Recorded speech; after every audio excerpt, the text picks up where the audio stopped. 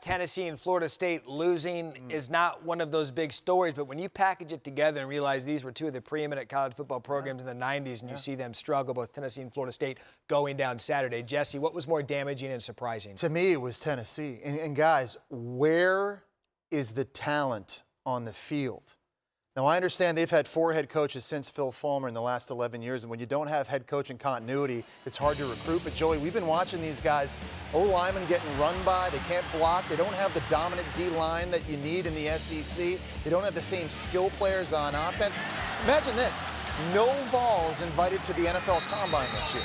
That's unheard of. When I was playing against the Vols in the late 90s, they had Peyton Manning, Jamal Lewis, Al Wilson, John Henderson, guys like this. But the reason, for whatever reason, they haven't been able to recruit talent, and that's why they finished last in the SEC East the last 2 years. And I'm not trying to take anything away from Georgia State. It was a great game plan. Their kids played hard.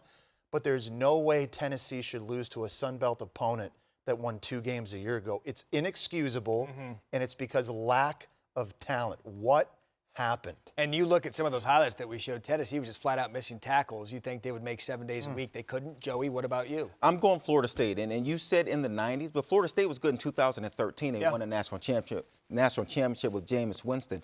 Willie Taggart's in his 2nd season. And so this team can't quite figure out a way to get it done. They won 5 games last year. 2 of those games were Samford and Northern Illinois. And so you come into this game, and in the first half, this team looked like they knew what they were doing.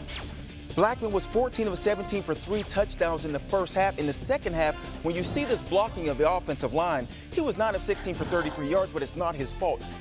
Watch this play. No, seriously, they blocked nobody. The problem with Florida State that drives you crazy, and we've been saying this for the past few years, it is one position group is the problem with this team because they're talented in other areas. Cam Akers had 115 yards today. He had a good game. The offensive line has been terrible, and I'm not talking about just bad. I'm talking flat out terrible. They won't win a game blocking the way we're seeing that. Florida State, to me, I understand Tennessee didn't have talent, but for one position group to be as bad as Florida State's offensive line has been for the past 3 years is embarrassing. Phil Fulmer, Bobby Bowden, the tradition that is there, and the fact that you hit on it there. Every year we say Florida State's offensive line, will this be the year that it continues? It didn't get any better on Saturday. They lose to Boise State, blowing an 18-point lead. We're so glad you're watching ESPN on YouTube. For more sports and analysis, download the ESPN app. And for live streaming sports and premium content, make sure you subscribe to ESPN+. We'll see you there.